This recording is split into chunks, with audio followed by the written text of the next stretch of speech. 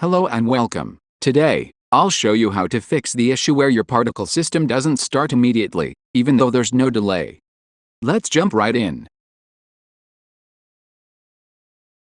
I have this explosion particle system that uses 2D sprite sheet textures. When I press play, the system runs for 2 seconds.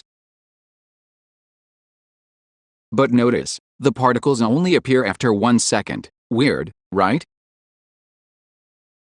Even though I've already set start delay to 0, it still doesn't show up immediately.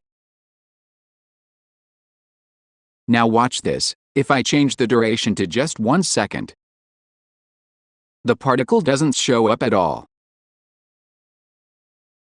That confirms the particle is delayed somehow, even when we don't want it to be.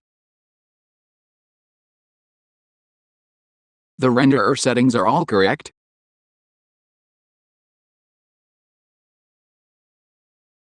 So let's take a look at the emission module. Currently, the rate over time is set to 1. This means Unity is trying to spread particles over time instead of instantly. Here's the fix. Let's use bursts instead of rate over time.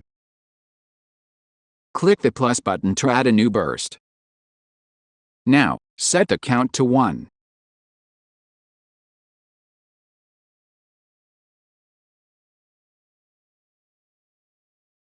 And then set rate over time to 0. Let's hit play now. Boom, the explosion plays immediately, exactly how we want it. No delay, no weird timing issues. And that's it. If your particle system isn't starting right away, make sure you're using bursts instead of relying on rate over time. Hope this helped. Don't forget to like and subscribe for more quick Unity tips. Thanks for watching.